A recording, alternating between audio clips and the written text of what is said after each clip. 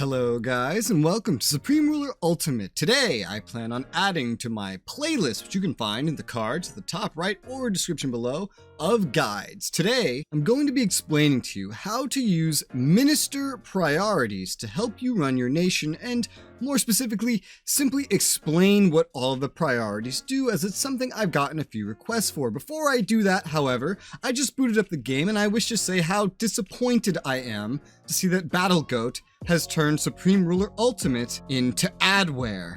BattleGoat, please, we're here to play a video game. We don't need a virus on our computer. Alright, so we've gotten past the adware and we've jumped into a 2020 scenario in order to go over the ministers. Now, as you may know already, there are several sections to the Supreme Ruler Ultimate UI. We have the State tab, we have the Finance tab, we have the Resource tab, the Research tab, and the Defense tabs, which all have their own unique ministers. Every one of these ministers can be assigned priorities to help you run your nation. Therefore, this guide will be especially handy to newer players, or perhaps players that are just wishing to take some micro out of the game. So we're going to go in order. So to access your minister, and it works the same on every single one of these sections down here at the bottom left, you will click on the little man portrait right here, or hover over it, and should pull up this. What we are looking is at this section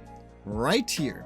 There are 3 of the priorities right here, which you can click if you'd like. However, they are also located here under custom priorities. So we're going to focus on it from this view because they share the same names here as they do on this main screen, and I can actually go over all of them instead of just 3. And we're going to start from the top. Before we get started, just note while you do play the game, you may get prompts on your notifications that will ask you maybe if you should be doing something. It will say agree or disagree, yes or no. These are very rare. And when they do happen, it's because you're actually giving your minister permission to do something. And usually that can be found here in the cabinet priorities. They'll enable one of these usually. The first priority under diplomacy, the State tab, is acquire technologies. Concentrate on acquiring technologies, pursue espionage tactics if required, consider military unit licenses, benefits, general goal of increasing all technical knowledge, concerns, not focused on any one goal. So as you can see, BattleGoat does give you benefits and concerns, pros and cons as they see it, to what this priority can help you do, what the minister is going to do for you. But to basically explain this, this will be telling your minister to go about acquiring research, specifically research as well as unit design, hence that consider military unit licenses line. It may do this by using espionage to place spies to try to gather research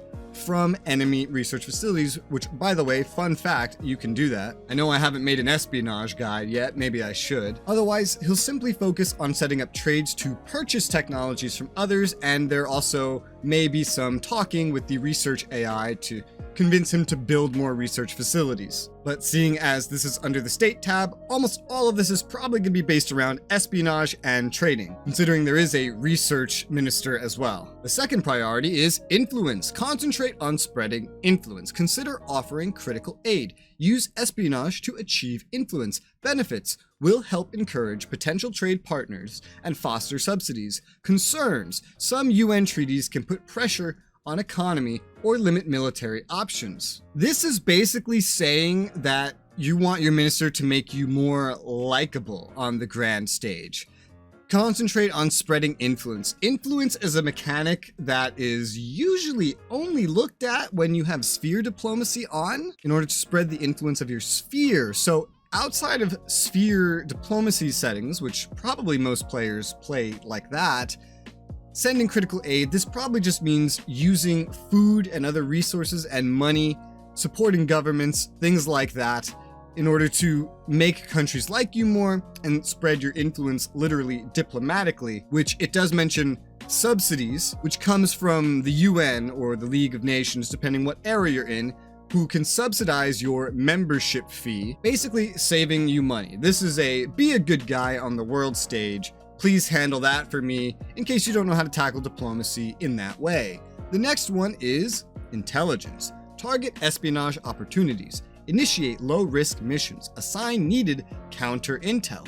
Benefits? None. Concerns? None. Whew.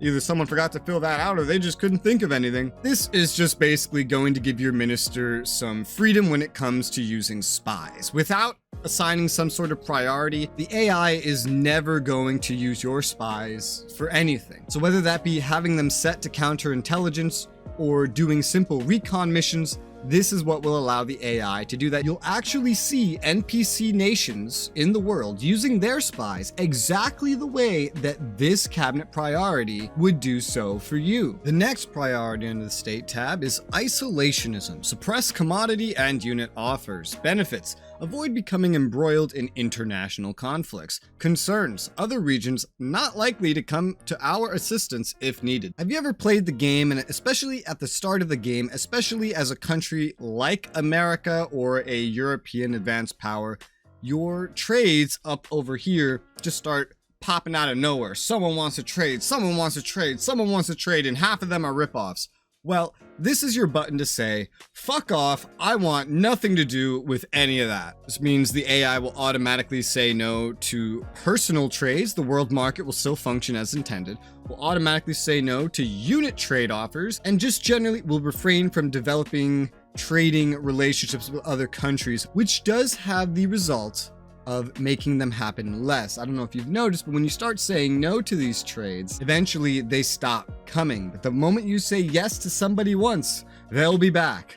Oh, they'll be back. So yeah, tick this on if you want to have all the other nations just leave you alone. Well, at least diplomatically. Someone might still invade you. Next up, we have military alliances. Cultivate military cooperation. Concentrate on same sphere partners. Benefits: may lead to useful alliances and avoid unnecessary enemies. Concerns: some alliances could lead to unforeseen consequences. Now, you might start to notice some of these priorities are starting to overlap, or might start sounding like they're capable of accomplishing the same things. And now this is true.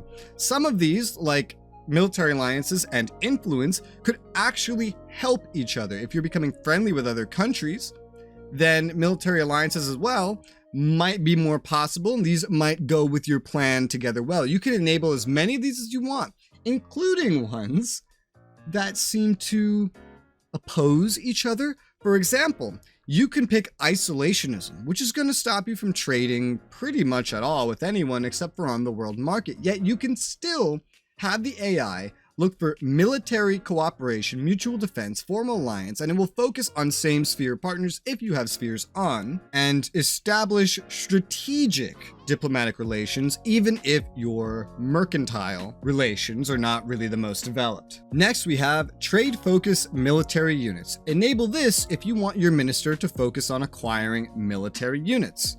Given that this is the state tab, I'm sure you can tell that this is entirely based around trade.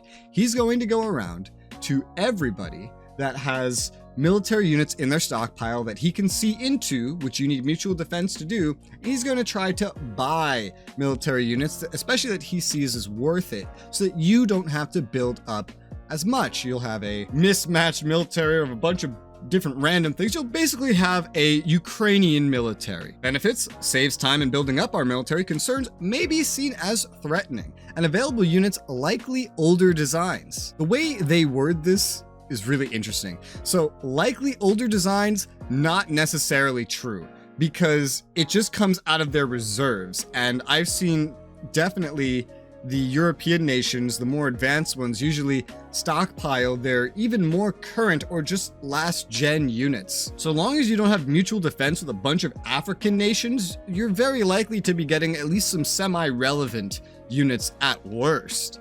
And as for may be seen as threatening, that's their way of telling you the fact that if you are growing your military, especially rapidly, that could have you take over one of the MilCap penalties. And if you want to learn more about that, I have already made a war tutorial that covers it in the playlist, as I mentioned before. Now for the final cabinet priority under the state tab, we have trade relations. Concentrate diplomacy on trade. Source needed commodities. Avoid political actions. Establishes a reliable source for needed commodities at a fixed price. However, may increase our dependencies on a single other region. Now, this is kind of the opposite of the isolationism one here. It's going to go out and intentionally try to trade a bunch of commodities. It's going to try to purchase things that you're missing, but not from the market, which is maybe kind of variable, from specific trade partners, so you can get the same fixed price over and over again. Avoid political actions, meaning it's not going to go out of its way, the AI, unless you specify with an additional cabinet priority, to make alliances, mutual defense, and whatnot. It's only going to focus on trading. However, this can be run, as I mentioned, with other things. So you can have this, like, hey, do this trading. Get me the imports from my allies, from anyone that will sell it to me for a good price. Spread my influence, make me friendly with everybody, and get me military alliances. You could do that, and that could be your full agenda. You could even do weird things, like get me trade relations, but I also want to be isolationist. It's weird, but you can do this, and it will have some kind of an effect. However, that's all for the diplomacy tab. Let's look at the finance tab now. And this, oh boy, this is where some other things show up, such as bonds, for example, debt, taxes, and spending, which this is a good time to mention where regardless of your priorities, if you want, you can lock the minister from specific things like social spending, taxes, taking out and paying off bonds, even repairing things automatically without you giving the order to. Then if you tell them to do that with a priority, the lock still takes priority. So you could pick something in the cabinet priorities that may involve changing taxation, spending, or repairing things, but also something else that you actually want, but by locking it off, you could just get the part of the priority that you like. But now let's go over these minister priorities for the finance tab. So, balanced budget, reduce total government spending, increase taxes as needed, pursue trade balance, benefits, shows fiscal responsibility to both population and international community. Concerns, pressures all government departments, including the military. Now, this one's interesting because this is a prime example that some of the ministers can step on the toes of the other ones, because as mentioned, there is a resource tab and he has his own minister with his own priorities. However, the finance minister can step on his toes a little bit because as we see, it says pursue trade balance. Balanced budget does exactly what it sounds like it's going to do. It's going to try for you to accomplish the wet dreams of every GPS4 player that has ever existed and commented on my tutorials asking, how do I get rid of debt? How do I balance my budget? How do I get rid of deficit? I made a trade agreement and now my inflation's at 1,000%. It's going to try to accomplish the goals with none of the downsides. It will lower your social spending. It will raise taxes, whatever it needs to do. It will focus on whatever it has to do, even in trade, for production of resources, the prices you charge your population for them, and how you go about selling them. What price are you selling them for? Whether or not you sell them at all or just limit production. Whatever it needs to do to get your budget under control so that you do not have to take out debt and so that you are not running a deficit. It is unrealistic in modern day to act like this, but it's here for anyone that wants to do it. And I will say one thing, the finance AI in this game really isn't that bad. This is one of the areas where I would trust the AI more than any other areas. But next, combat unemployment. Increase production / build new facilities. Benefit, lower unemployment is a positive influence on domestic approval. Concerns, job creation programs may have long-term consequences on the treasury. What a nice, quaint, simplistic way to explain things that I've gone over in my economics tutorial in a far more complicated yet far more accurate way. So basically, you're telling your AI, hey, I need unemployment lower. That's what I want you to do. Maybe you don't know why. Maybe you just see a high unemployment number or even a low one, and you just want to see it go lower, no matter if you know how it works or not. So he's going to try to generate jobs. He's going to up production of things, even if the budget was balanced by limiting some production. In case you're not fully producing your max capacity of everything, he's going to do it.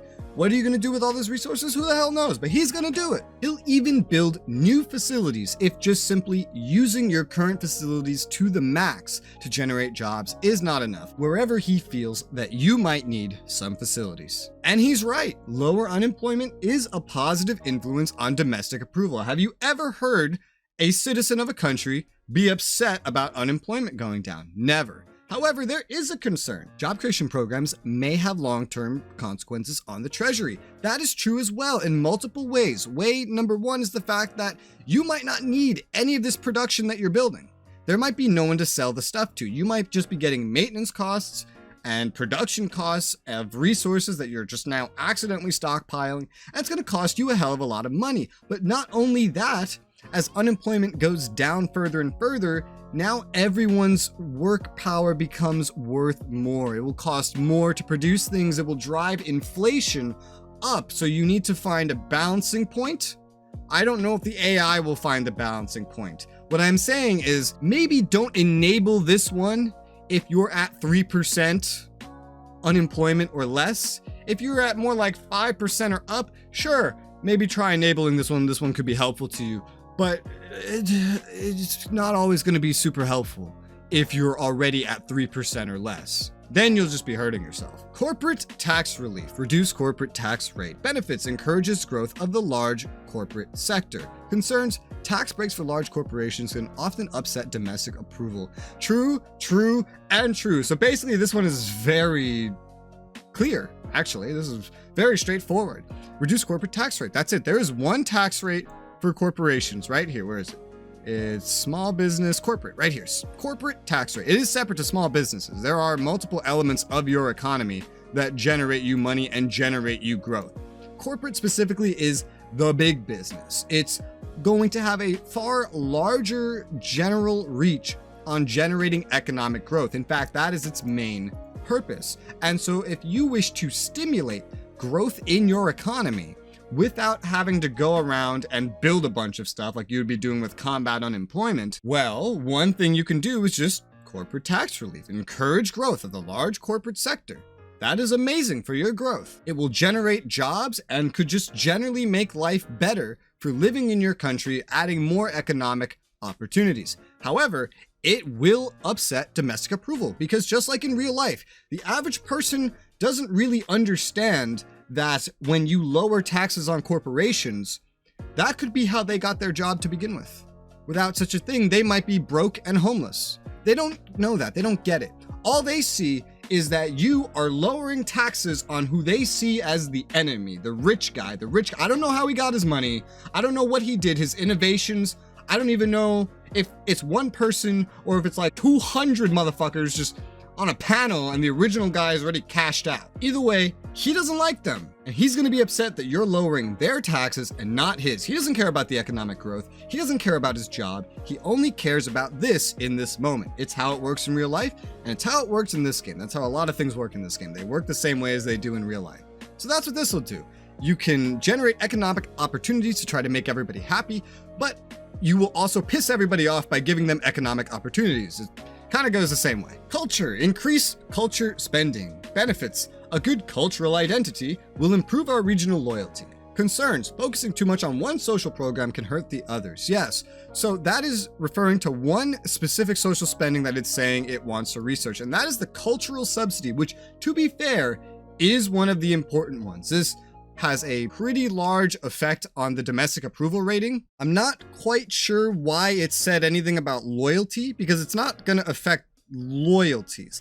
It is going to affect your domestic approval rating, and it will also affect your emigration and immigration rates. The better your cultural subsidy, the more everyone will want to move to your country, the less anyone will want to leave your country, and just the happier everyone will be. It is an important one, but be wary when using this button because, as mentioned, it does have some downsides. Next up, we have decrease social spending. Decrease overall social spending. Benefits. Improve cash in the treasury and improve the budget situation. Concerns. Will definitely hurt our domestic approval rating and re-election chances. That's only if you're a democracy. Here, you're just telling the minister, we're spending too much. Just find ways to cut the overall social spending if you don't want to maximize the slider at all times yourself, and he'll find ways to just do that. He'll start cutting from things to help your treasury, help your budget. However, this is going to do a whole lot more than hurting your domestic approval rating. Every single one of these social spendings does something. and I kind of touch upon that in the economics tutorial. There's a lot of penalties that you could be encountering by lowering social spending. So unless you need to save up a fuck ton of money for something, be careful using this. Here we have decrease social spending. Decrease spending. Benefits improve cash and treasury and improve budget situation. Concerns pressures all government departments, including the military. So this is like the one I just read, except it's on crack. So instead of just lowering social spending, you're telling the minister, go fuck around in everybody's departments, all right? That state dude doing the espionage, yeah, go fuck with him. The resource guy handling your resources, he needs someone watching him too. The research guy, oh no, you know how they can get carried away with that shit. The military man, oh my God. Listen, you gotta stick with those A-10s another 10 years, all right? We're not giving you something new. That shit costs too much. So this is how you tell the minister to just find ways to cut from the entire government, not just your social spending. This is a, I really need money situation. Next up, domestic approval. Wow, that's so many things. You can't even read them all. But increase social spending, lower taxes, research social benefits, discourage military actions. The benefits of this will help ensure re-election when the current term expires. Concerns, excessive social spending can cripple an economy. It's true. Remember, the voter has a very short mind, forgets things in a week.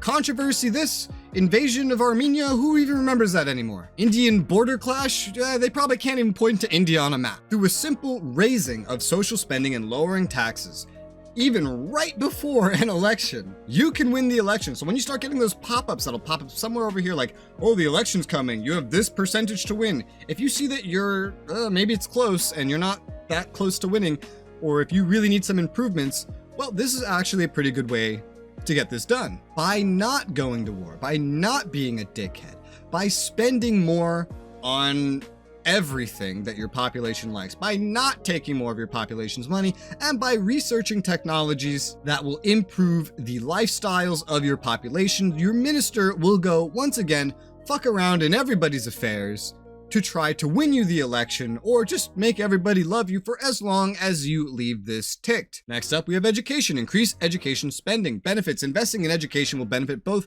business and research. Concerns. Focusing too much on one social program can hurt the others. Yes, we've kind of seen this before, except this is with education. I've already spoken about the concerns, but the benefits of education, if you actually do want to use this one, is primarily that it helps your research rate in addition to your actual research funding and your literacy rate. It's one of those kinds of things. It's more of a modifier on something else. Environment. Increase environment spending. Benefits. Being good environmental citizens will improve our international reputation. Concerns. Focusing too much on one social program can hurt the others. Again, another thing we've kind of covered.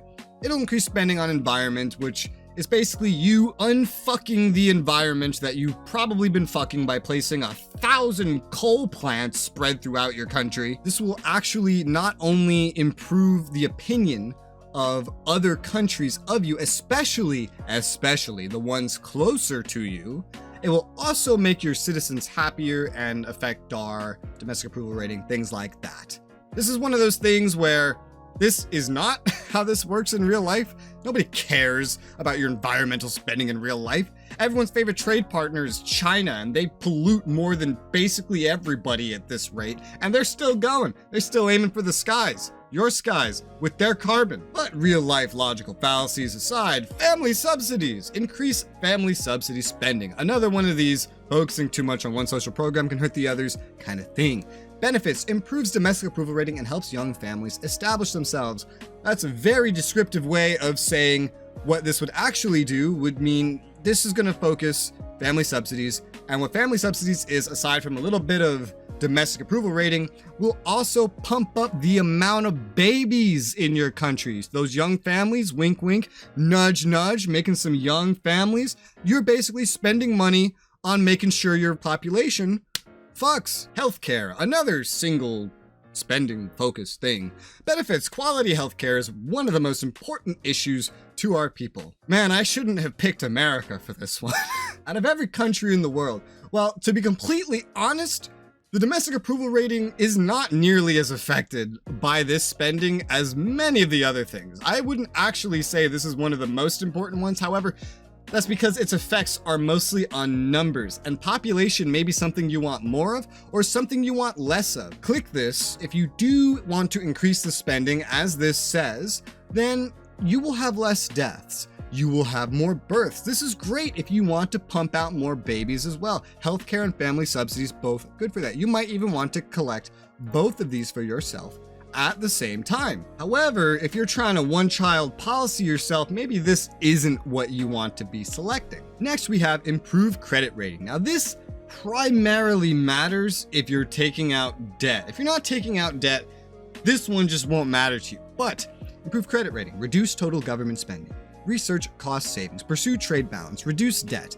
benefits will get us better interest rates on any loans we take out. Concerns limits our fiscal options, including spending and raising capital. This is kind of similar to the balanced budget one. It's just basically trying to make sure that you never hit a deficit. Not necessarily that you never take out debt or that you try to avoid taking out debt. Basically, you're just stopping yourself from defaulting, because every day that you don't have enough money in the treasury up here, you lose credit rating, which can actually be avoided by taking out debt. And that's what we do in real life, and it works great. However, if you take out too much debt too quickly, then your interest rates might start going up, and that's going to cost you more and more every time you have to make these debt payments. Even if you already have debt out, when time comes to repay, your interest rate is going to be re-evaluated based on your credit rating. So this is just telling it, yo dog, I need a better credit rating. This is, I guess, something you would use if you care about having the ability to take out good debt. Otherwise, you would just use the one above, the balanced budget one. Next, we have improved GDP, lower taxes / increased production and defense spending. Benefits, higher GDP per capita, should improve domestic approval rating. Should. Concerns may lead to significant inflation. Now, this is very important because, as I explained in the economics tutorial, in this game, economic growth and inflation are the same statistic. There is no economic growth simulation in this game. It's only inflation. Inflation raises GDP per capita. If it grows too fast, you might not be able to keep up with the costs of everything.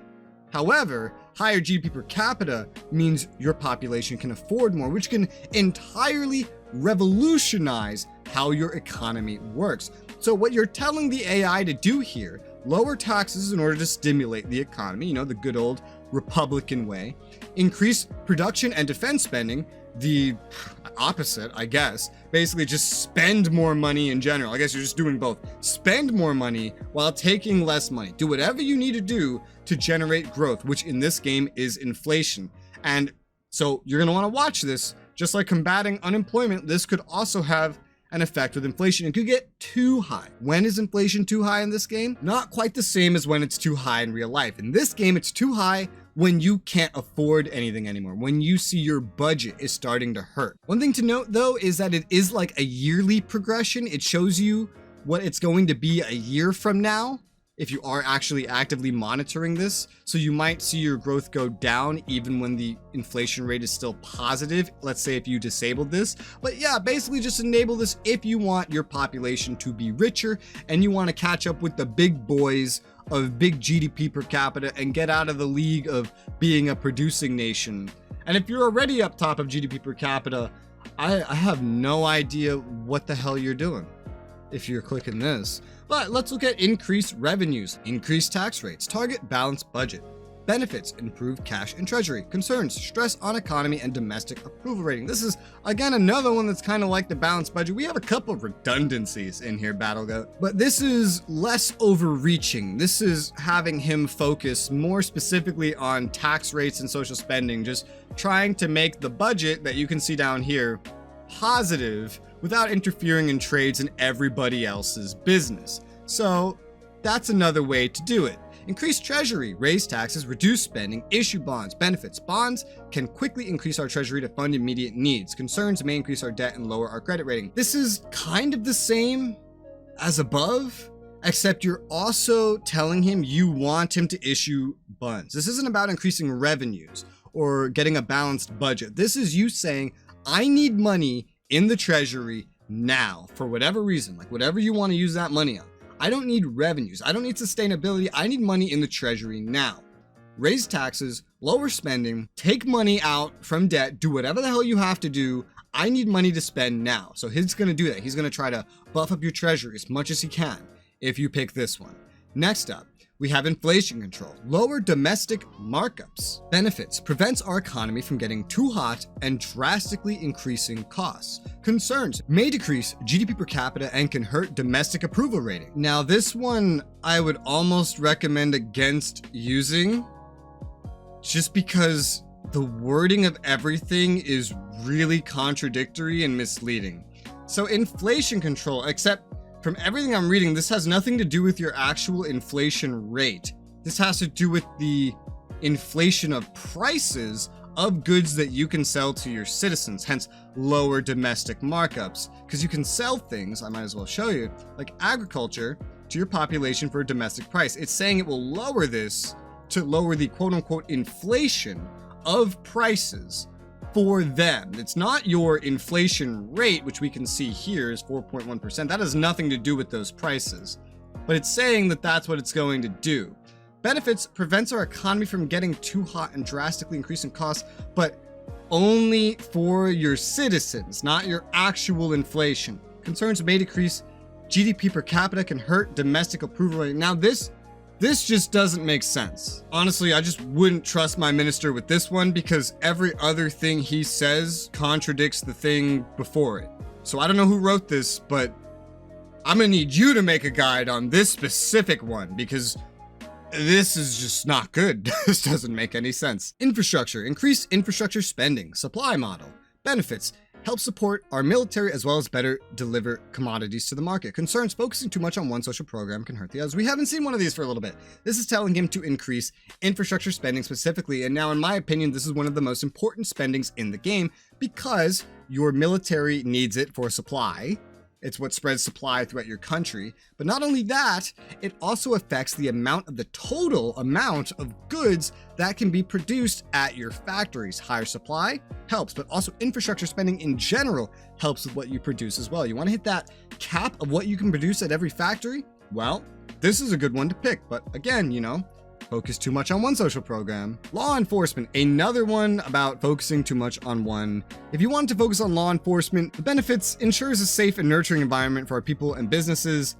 Yeah, that's just flavor text. What this will really be important for is if you see partisans or some sort of rebels popping up in your territory and taking it in loyalties that are not yours, especially after you've conquered a place. For example, World War II, Germany, you conquer France and you see French partisans popping up. Well, that could be because your law enforcement spending is not high enough. If it's at like 100% at least, then you'll never see those. And if you are seeing them, you need it to be higher. So maybe tell your AI to focus this. Low income tax relief. Reduce the low income tax rate. Benefits. Tax breaks for the low income earners should improve our domestic approval. Concerns. Focus on one income bracket has limited impact on approval ratings. Yeah, so your domestic approval can definitely go up if you tax the poor less. However, taxing just the poor less isn't really going to change that much because, there's still the upper class, the middle class, and so what happens to the poor, not everybody cares about, and not everybody even understands what helps the poor. So yeah, this can help, but it's not going to do everything for your approval ratings because there's a lot of things that affect domestic approval, as we've already mentioned, and even though this tutorial has nothing to do with domestic approval. Reduce overall tax rate. Reduce tax rate. Benefits will definitely please the population. Yeah, that's true. Concerns may lead to treasury shortfalls. This one's pretty self-explanatory, and it's pretty correct. He'll just lower all the goddamn taxes, and so everybody will be pleased. You lower corporate taxes, you get economic opportunity. That will make everyone happy because they're getting jobs. But the low income who don't understand that gives them jobs and that should make them happy, they'll be upset because rich man bad. So you lower their taxes too. And now they're happy. But now the higher income earners are like, well, why are the poor getting a tax break? Where's my tax break? So they get a tax break. And then it's like, oh, well, I'm middle class and I pay on my property. I pay on my small business. I pay property taxes. Where's my tax break? So you get a tax break. You get a tax break. Everybody gets a tax break, except the government, who might be broke now. But if you're swimming in money and you need to make everyone happy, oh shit, here you go. This could really stimulate your economy too as well. They should mention that. Regional debt. Reduce it. Increase taxes, lower spending, improve credit rating. Benefits will improve our credit rating with the United Nations. Concerns reduces the money available for government programs and buildings. So this one is sort of similar to that credit rating specific one, except you're more specifically saying, I want you to pay off all the debt. I don't just want a better credit rating. I don't just want a balanced budget. I want you to do what's necessary to pay off all our motherfucking debt. Get it out of here. Social assistance, increase social safety net spending. Benefits, leads to economic benefits and may boost domestic approval. Concerns, focusing too much, blah, blah, blah. I've heard this 1,000 times. I hate the way they word this one. It's so confusing. But what they're basically saying here is that they're going to buff up specifically the social assistance spending here. Pretty much the only thing this affects is the general well-being of your population and the domestic approval generated. However, its effect honestly is not that much. And in certain eras, I want you to look at this. 2 billion daily investment at this level. The recommended investment, 5.5 billion. That ate almost the entire surplus here, as opposed to healthcare, 1.5 billion. Middle of the bar. Education, 1.5. Infrastructure, the most important one, only 1. Environment, 900. Family subsidy, half. Law enforcement, less than half. Cultural, almost 1. It's not always worth the money. So really, really use this one if you just have no other ways to make your population happy. And then social spending. Increase social spending, research social improvements, acquire social techs. We've kind of touched upon all of that in the prior ones, but benefits to both our domestic approval, international reputation, concerns, excessive social spending can cripple an economy. And oh boy, it can, as we've just seen. You see that? We're now in a deficit. We gave exactly the amount everyone would want in a perfect world, and we're now in a terrible deficit. And you wonder why modern day economies operate off debt. Well, this is why. Because everybody wants too goddamn fucking much. But if you've ever wanted to give everybody the too goddamn fucking much that they really want, this is the button for you. Just be careful of your treasury. Now, moving over into the resources window, we have our next minister to look at. He has his own list of cabinet priorities, and we already know some of the other ones can step on his. Starting, we have conservation, which has you minimize production to demand, take steps to lower demand, research possible cost reductions. It has the benefits of minimizing the use of electricity by industries and population, and the concerns that it may lead to product shortages and decrease in domestic approval. This is a resource minister variant of like needing to save money.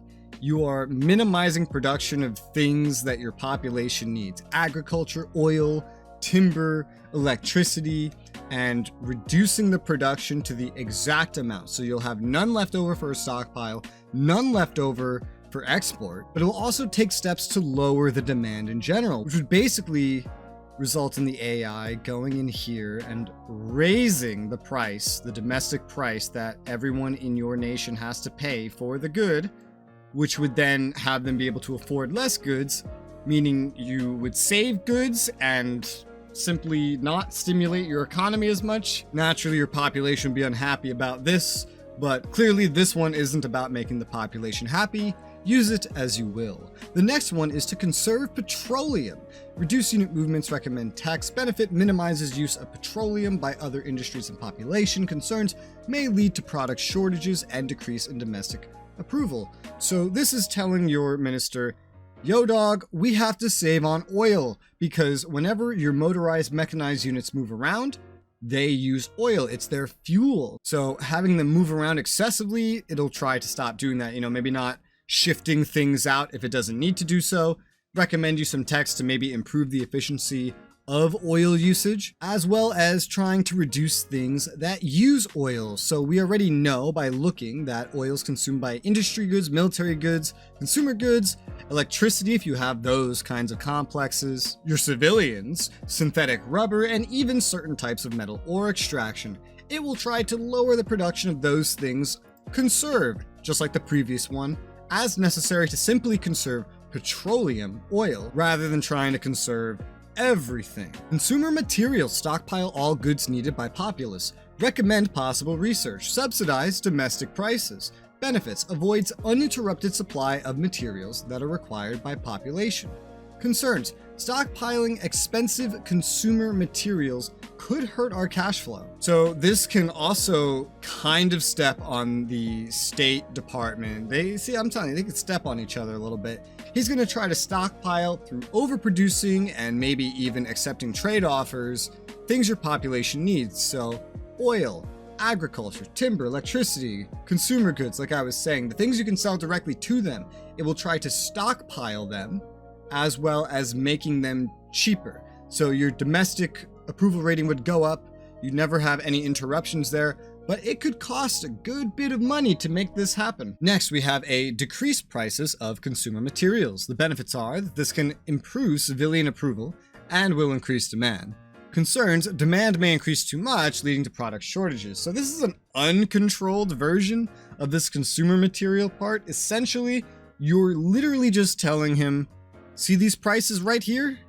I want them lowered. And he'll try to lower them maybe to like roughly here or maybe down to here. He's just going to try to lower them because, as much as he can. However, it may lead to shortages of those products if you're not making enough, if you don't have enough capacity for it, and if the world can't export you enough. So beware there, but it does have its goals, such as increasing your domestic approval rating, for example, or even stimulating your economy.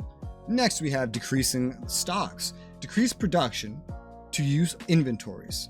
Benefits: save on production costs, providing a short-term benefit to Treasury. Concerns: reduces stock of goods may lead to future shortages. Well, if you had taken, for example, a priority like this, where you were amassing materials of some kind, and there's others of these down below that we'll get to stockpile other kinds of goods, well, decreased stocks is the exact opposite. You are trying to get rid of them. In this case, solely by producing less. So you're not selling them off or anything like that. You're simply not producing, which is going to save you money on workforce and manpower and the actual production cost of the goods, and you're just selling what is there. So if you already have the goods, now let's say, oil per unit is 200, but you can sell it to your population for example, 225, or export it for 212, whatever you set it to, then you're just getting that raw income because you're not spending anything on the input. However, that means you're going to burn through your stocks, and that's kind of the point.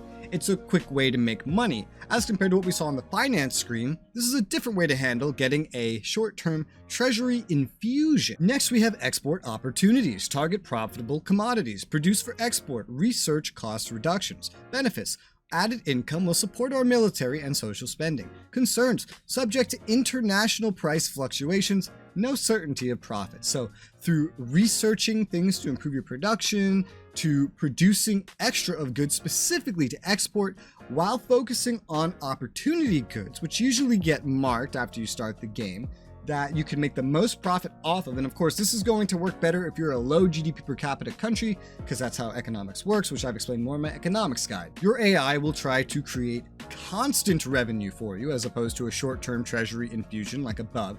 Constant export opportunities to try to earn you money. However, if you start overwhelming the international market with these goods, the international price might dip, and then you might lose any profit you would have had off the current amount. You ever wonder why oil production is so regulated and limited by a basically several country large cartel that sells oil? Well, that's why, because if you sell all the oil, there's too much of it. There's too much oil. We'll never run out at this rate. Even though we thought we were gonna, like 20 years ago, we keep finding more. And if you sell too much of it, it's going to be worth less than it costs to extract it. And that's a perfect example of what this can cause. However, if it doesn't cause that, then this will be a great priority to make money off of trade. Certainly no harm in trying. Import opportunities. Buy commodities if cheaper. Reduce expensive production. Research cost reduction. Benefits. Increase purchases of petroleum, military goods, industrial goods, coal, and ore. Concerns. Drain on treasury. But not necessarily, because this could be a good one to go for if you are a high GDP per capita country where you can't actually even make the goods for a sustainable price. For example, look at rubber. Look at synthesized rubber versus the market price. This is way too expensive. So if you could import this, that would be great. And if your GDP per capita is so high compared to everybody else's that this goes for other goods as well, well, import opportunities could be exactly what you need to balance your budget. It might actually not drain your treasury because the money's going into purchasing rather than making. But also, you might just be doing this because you want to stockpile these things. However you use it is up to you. Increase domestic prices. Raise prices of consumer materials. Benefits, this will raise funds and control product demand. Concerns, inflationary action, and could hurt domestic approval rating. This is another instance of me not liking the way they use the word inflation.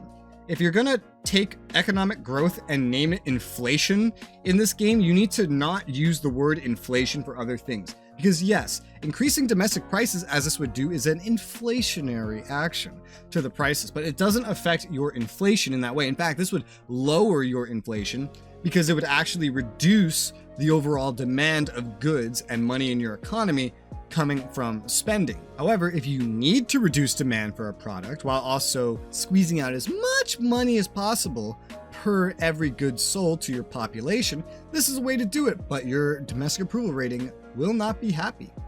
Next, we have maximize profit opportunities. Concentrate on profitable commodities, increase prices, and reduce inventories. Benefits can benefit Treasury significantly. Concerns may lead to international repercussions. So this is basically combining the increased domestic prices and the export opportunities, but focusing on profit more than anything, rather than establishing yourself as an exporter, rather than simply establishing the prices. This is focusing on max profit no matter what. The international repercussions thing is a load of bullshit. You don't have to worry about that. Next, we have military materials. Stockpile all goods needed by military. Recommend possible research. Benefits ensures military adequate stocks of essential materials in case of combat. Concerns, stockpile expensive military materials could really hurt our treasury, and that it could.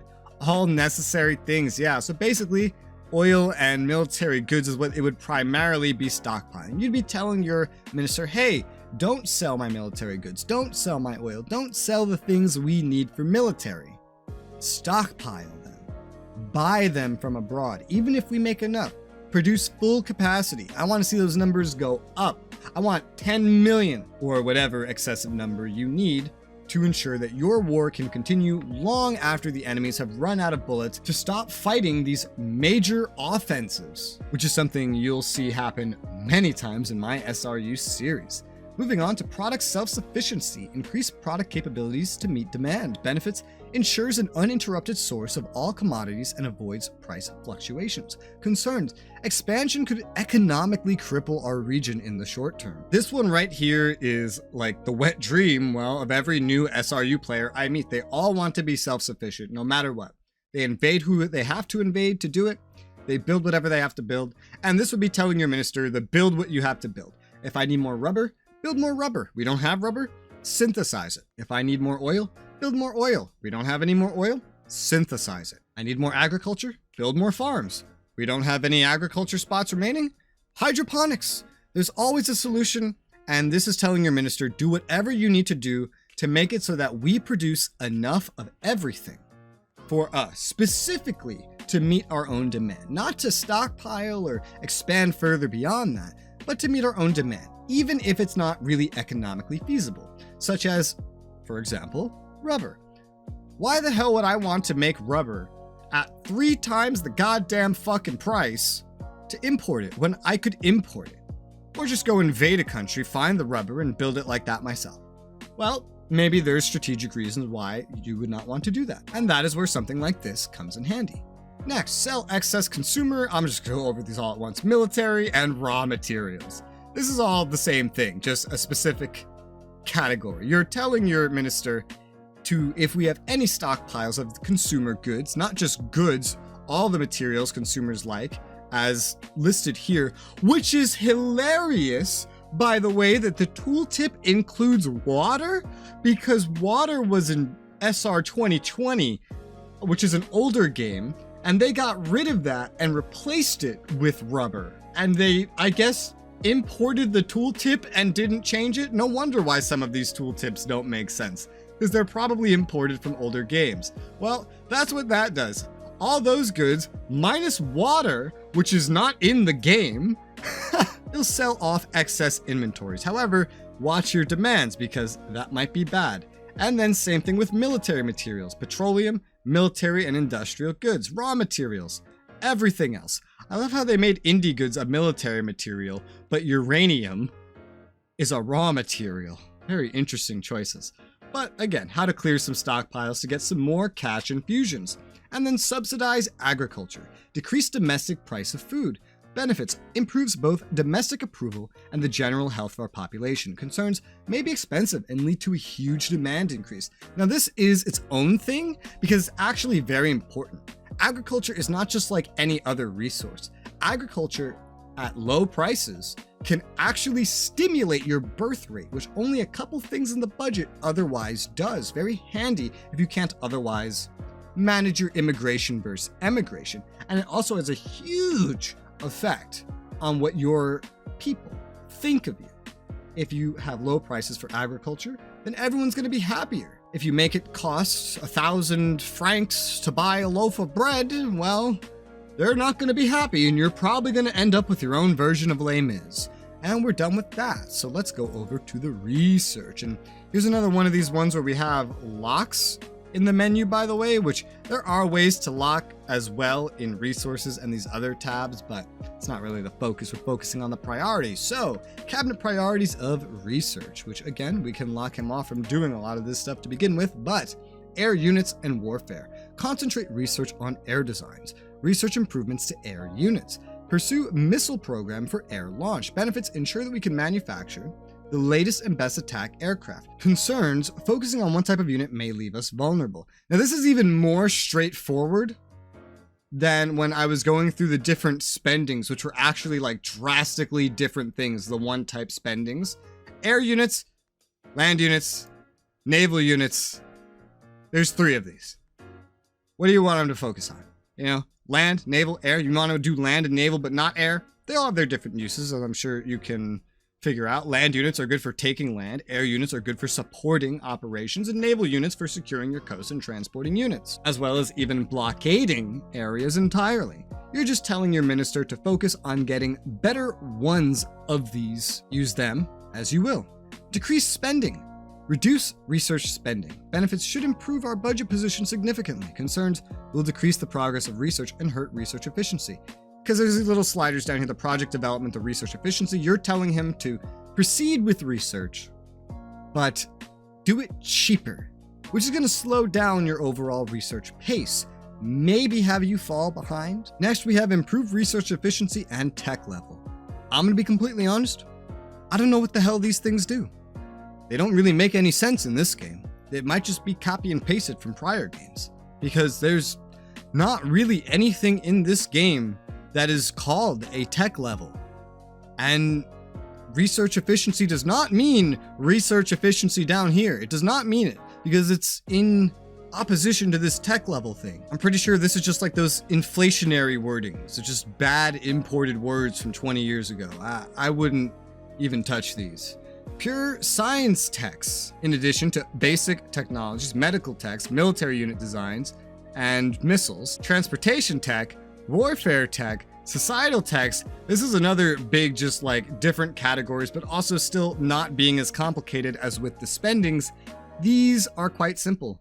These are just different areas where you can focus on researches while leaving other researches behind. What do you want to be at the top of the queue? What do you want to improve on? He can figure out what to do for you, whether you want basic technologies that lead to other things, or medical technology specifically to improve the lifespan of your population, military unit designs, missiles, transportation techs to help your units get around faster, warfare techs to help you get the most advanced military, societal techs to make your population just happier in general, have better quality of life.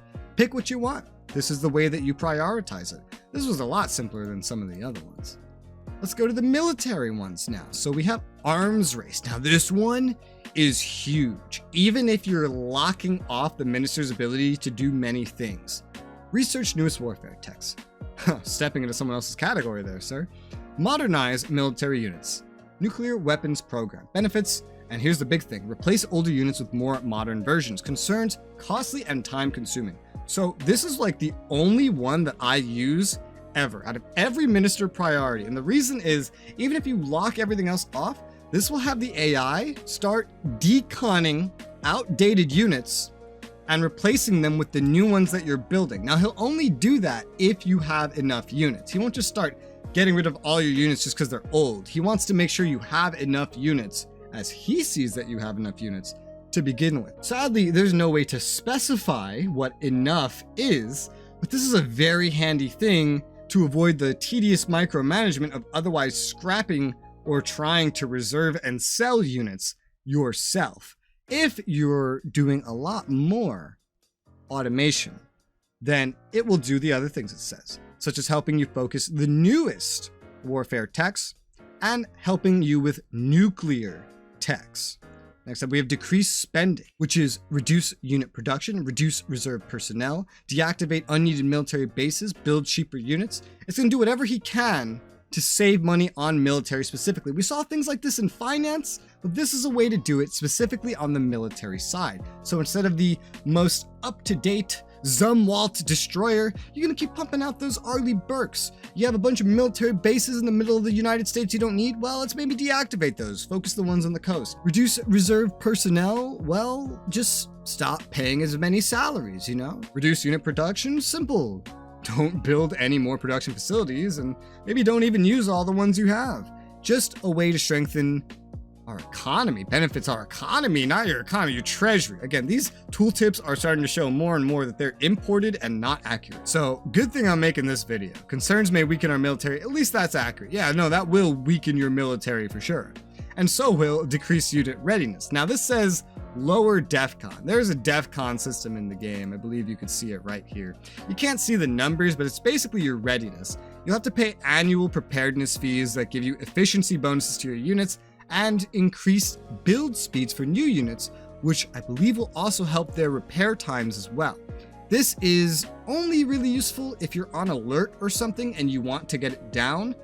Things like decrease and increase are the only ways to actually change that manually. There's no way to actually change it yourself. It's funny because I think in the actual 2020 game there was, but lowers military costs, as I explained, potentially improves international relations.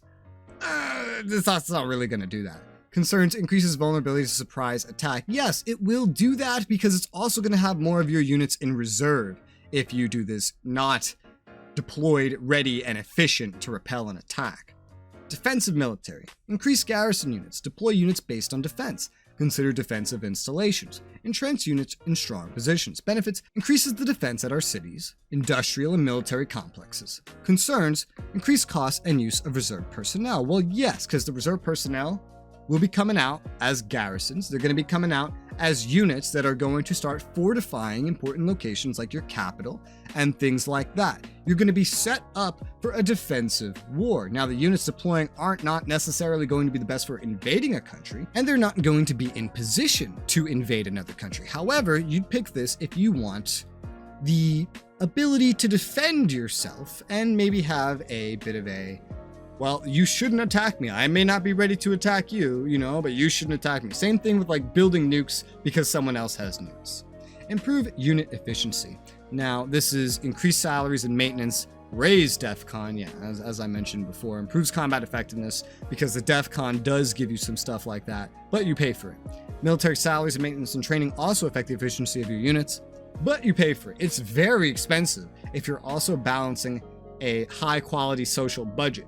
So keep that in mind. It's hard for someone to be happy and healthy while also paying to keep them alive from other countries.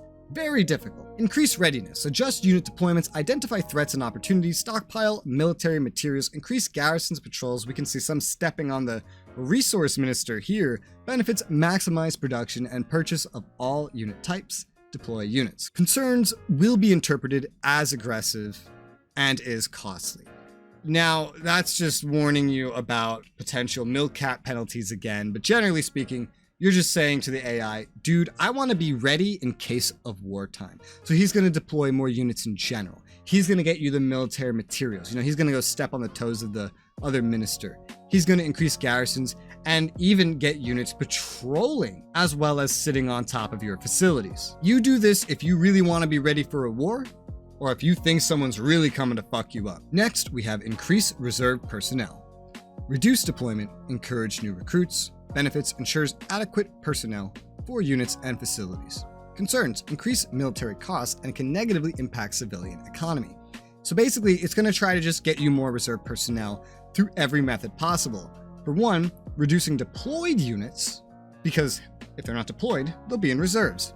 And secondly, by spending more on the military, like salaries, because that can slowly increase your reserve personnel over time. This won't have a huge effect on increasing that. The actual fastest way is to maximize your deployment beyond its limits, because then you'll just always be recruiting as much as possible. But this is a passive way that you can handle it. Next, we have increase unit readiness. Raise DEFCON, literally like improve unit efficiency, but just the DEFCON, just like the decreased unit readiness. It's just the DEFCON point. Maximize active units, and I think this one's pretty self-explanatory. Deploys reserve units and positions them as needed. This is not necessarily the same as getting ready for a war in terms of everything that the increased readiness will do for you, like getting materials. This is just you wanting to deploy as many units as possible. And now this is really the one that has a chance of being interpreted as aggressive, because this is one that could get you one of the milk-cap penalties for sure. Next, we have military growth. Increase unit production capabilities, increase reserve personnel, build new units. Benefits, maximize production of all unit types, but leave them in reserve, don't deploy them like crazy. Concerns, will be interpreted as aggressive and costly. I don't know why it says aggressive if discovered, because it's not like you have to do any finagling to figure out how much unit production someone has.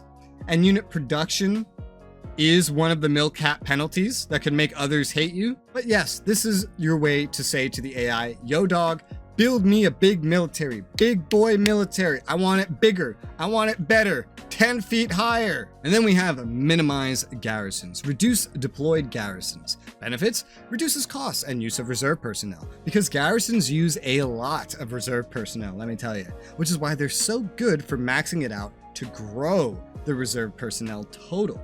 Concerns, leaves complexes and cities undefended. Yes, if you have no garrisons, then no one's there to defend it in case any enemies roll up if you don't already have built units on top of it. However, sometimes you just don't want them all out there. It costs money, it's expensive, and maybe you need that personnel for your deployed units because you're fighting an overseas war or something like Vietnam, where it's like you're not in the war exactly, but you are in the war, you know? A good old proxy war. Missile units. Build research missile units. So yes, this is just another focus, and in fact, it's it's quite similar to the research focus of missile units, except this one has the added on build them. Build as many of them as possible. So rather than military growth for all unit types, just missile units. I want you to just focus on building missiles and missile production and getting new missiles. Mostly handy in modern day. Before then, it's primarily just going to be like, you know, like V2 rocket style stuff and early nukes. Concerns may be interpreted as aggressive. So this one is like a half lie and a half truth. It's half true because this may end up having you research a lot of nuke stuff, which the world doesn't really like. But missile production does not actually count towards the milk cap penalty. So it won't be aggressive if nukes aren't involved. Finally, we have offensive military, which is like the defensive military one we talked about earlier, except it's offensive units. So instead of deploying artillery and AT and things like that, it's going to be deploying tanks and recon, supply transport units, things that would allow you to wage a war in someone else's territory. Choose this if you want the essentials for going after your neighbors, which this says will be interpreted as hostile by them. That's a load of bullshit. That does not happen in this game. And we have everything. Those are all the minister priorities and what they do. I tried to allocate an adequate amount of depth to just about every single area, and these are only the priorities. Seeing as I've been recording for 2 hours already, I'm gonna say this is probably gonna be the longest tutorial yet, and so this is probably a good, compact topic to talk about. Let me know if you want to see any more tutorials on Supreme Ruler Ultimate or any other game you see me playing. Leave that in the comments below. If you're ever looking for someone to play with, consider checking out the community server in the description below. That is where we get together to play all of our Supreme Ruler and whatever playthroughs you see me posting on the channel. I hope this video was helpful to you. I hope you are excited for Supreme Ruler 2030, just as I am. For now, thank you guys very much for watching, and I'll see you on the next one.